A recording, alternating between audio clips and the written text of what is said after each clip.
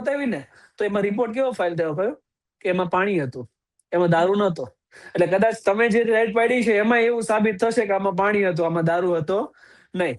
તો આ સિમ્પલ છે કે પોલીસ સ્ટેશનની અંદર કોઈ પણ પીઆઈ પોસ્ટિંગ લે એટલે પેલા એ પોતાની ડ્યુટી કઈ રીતે કરશે એમાં જોવે. એ પેલા ડાયરી મંગાવે કે કેટલા દારૂના અડ્ડા ચાલે છે, દેશી દારૂના કેટલા અડ્ડા ચાલે છે, ત્યાંથી મારે કેટલા હપ્તા લેવાના છે. અને હપ્તો મળી જાય પછી ગમે તે સર્વ થાય દારૂના નામે બધું ચાલે. કેમિકલ વાળો દારૂ મળે ને તોય ચાલે, લોકોની કિડની લીવર ફેલ થઈ જાય, આ લોકોને કઈ ફરક પડતો નથી. આવી જયારે ઘટનાઓ બને ત્યારે આપણને એવું થાય પાયલબેન કે હકીકતમાં દારૂબંધી જો આમનાથી મેનેજ નથી થતી ને તો હટાઈ દો. ગરીબ માણસ મરવા માટે જન્મતો નથી. એ કદાચ થોડું ઘણું સારું પીસે જીવશે જ ખરા, આ હાવ મરી જાય છે. તો સીધી બાબત છે કે ડેકોરેટિવ કાયદા છે એટલે કોઈ એન્ફોર્સમેન્ટ નથી. જે એન્ફોર્સમેન્ટ એજન્સીઓ છે એટલે કે પોલીસ ડિપાર્ટમેન્ટ, એમને હપ્તો ઉઘરાવવામાં રસ છે, એમને લોકોની જનહિતની કઈ પડી નથી એમને. મેહુલભાઈ, જયારે કાયદાની આપણે વાત કરીએ ને એટલે તમે એડવોકેટ છો એટલે તમને બહુ સારી રીતના ખબર છે કે કાયદામાં હંમેશા કોઈ પણ કાયદો હોય તેમાંથી એકાદ એવી છટકબારી તો નીકળતી જ હોય કે જેમાંથી આરોપીઓ છૂટી જતા હોય ને આ પ્રકારની ઘટનાઓ પછી પણ એવા એક્શન ન લેવાતા હોય કે જે નોંધપાત્ર હોય. તો આ કાયદામાં તમને શું લાગે છે કે શું કરવાની જરૂર છે, શું સુધારની જરૂર છે? કારણ કે જો આપણે દારૂબંધી કહીએ છીએ ગુજરાતમાં અને ખુલ્લેઆમ દારૂ વેચાય છે ત્યાં સુધી તો ઠીક, પણ લઠ્ઠો બને છે એટલે તમે જુઓ ને કે જે પ્રકારનો ખરાબ ક્વોલિટીનો દારૂ બને છે એ વેચાઈ રહ્યો છે. તો એમાં કયા પ્રકારના કાયદામાં તમને એવું લાગે છે કે આ લોકોને સજા થવી જોઈએ અને કાયદામાં કઈ છટકબારી છે એવી? કાયદો અને લો એન્ફોર્સમેન્ટ બંનેમાં છટકબારી છે, બંનેમાં સુધારો જોઈએ. કાયદામાં સુધારો એવો જોઈએ બેન કે હરેક કોઈ પણ આરોપી પકડાય તો હરેક કેસની અંદર જામીનની જોગવાઈ આપવી એવું જરૂરી નથી, પેરોલ આપવી એ જરૂરી નથી.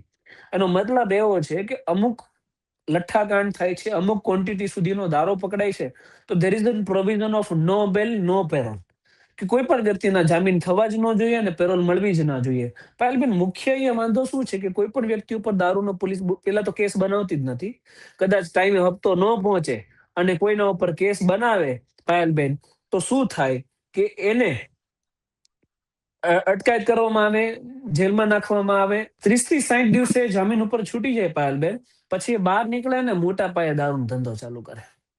તો બુટલેગરોનો આ ધંધો થઈ ગયો છે ને. બુટલેગર એક એવી વ્યક્તિ છે પાયલબેન કે જેને ક્યારેય જીવનમાં કઈ ધંધો ન હોય, આગળ પાછળ કઈ વધે નહીં, પછી દારૂ ધંધો ચાલુ કરે. અને દારૂના ધંધામાં સ્પોન્સર્ડ હકીકતમાં પાયલબેન પોલીસ ખુદ હોય છે.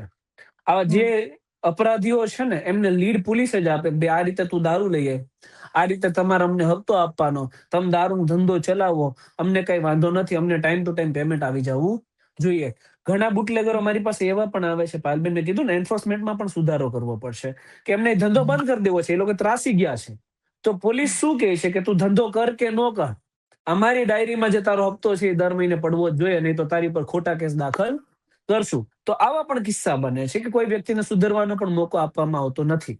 તો જે બેઈમાની છે લો એન્ફોર્સમેન્ટની અંદર, ભ્રષ્ટાચાર, કરપ્શન નો સિનારીઓ છે એ પણ બદલાવો જોઈએ અને લો અને ઓર્ડર પણ બદલાવા જોઈએ ભાઈ. મેહુલભાઈ, આખી ઘટનાને જ્યારે જોઈએ ત્યારે આપણે જ્યારે લાર્જ પર્સપેક્ટિવથી તમે કે હું જોઈએ તો આપણને એવું લાગે કે આવી ઘટનાઓ સતત બનતી આવી રહી છે ને આપણે સમાચારો સાથે જોડાયેલા છીએ એટલે આપણા માટે થોડા દિવસ પછી એ ભૂલાઈ જવાનું છે. બધા જ લોકો થોડા દિવસ પછી ભૂલી જશે.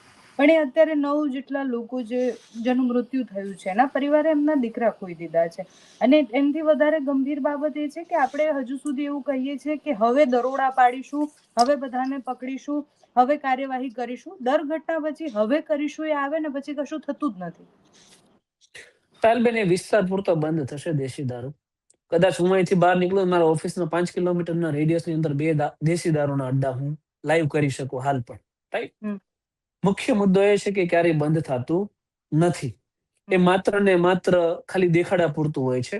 અને દેશી દારૂ કોણ પીવાનો છે પાયલબેન? ગરીબ માણસ, જેની પાસે પૈસા નથી. 50 રૂપિયા, 20 રૂપિયા, 80 રૂપિયાની પોટલી એ પીવાનો છે. અને એવા માણસો મરી જાય ને તો સિસ્ટમને કઈ પડી નથી. એ લોકો કીડા સમાન છે આ દેશની અંદર, કે એ લોકો જીવે મરે, સિસ્ટમને કોઈ જાજો ફેરફાર પડતો નથી. આગળ જો કે અબજોપતિ એ તો દેશી દારૂ પીવાના નથી. એ જો મરી જાય તો સિસ્ટમને કંઈક ફેરફાર પડે તો કાયદો સારો બની જાય, તો લો એન્ફોર્સમેન્ટ બરાબર થાય. તમે આજ દિન સુધી પાયલબેન ક્યારે સાંભળ્યું કે લઠ્ઠાકાંડ કે કોઈ પણ કાંડ થયો કોઈ પોલીસ કર્મચારીને ડિસમિસ કરવામાં આવ્યો હોય? તમે પત્રકારિતા કરો છો ને ત્યારે ક્યારેય નહીં સાંભળ્યું. ખાલી લઠ્ઠાકાંડ નહીં, ક્યારેય પણ કોઈ પણ પોલીસ કર્મચારીને ડિસમિસ કરવામાં આવતો જ નથી. પોલીસ કર્મચારીને માત્ર ને માત્ર સસ્પેન્ડ કરવામાં આવે. અને સસ્પેન્ડ પછીના ખેલ કદાચ તમને ખબર હોય કે ના હોય, જનતાને જણાવીશ કે દારૂના કેસની અંદર કોઈ પણ પોલીસ કર્મચારી સસ્પેન્ડ થાય પછી એને ટ્રાન્સફર કરીને કાં તો સારું પોલીસ સ્ટેશન આપવામાં આવે અને કાં તો પ્રમોટ કરી અને કાં એસપી લેવામાં આવે અને કાં સચિવાલયમાં લેવામાં આવે. અને આ ફેક્ચ્યુઅલ હકીકત છે. તો સસ્પેન્શન પછીનો ખેલ કોઈને ખબર હોતો નથી. માત્ર સસ્પેન્ડ રમવામાં આવે, જનતાને મૂર્ખ બનાવવામાં આવે. અને આનાથી શું થાય પાયલબેન, કે આનાથી જે 3 સ્ટાર વાળા જેટલા પોલીસ સ્ટેશનમાં બેઠા ને એરિયાના કિંગ છે, એ કોઈને તૂતા કહી દેશે, કોઈને ગાળાગાળી કરી દેશે, કોઈ પત્રકારનું નહીં રાખે, કોઈ વકીલનું નહીં રાખે, કઈ જ નહીં રાખે.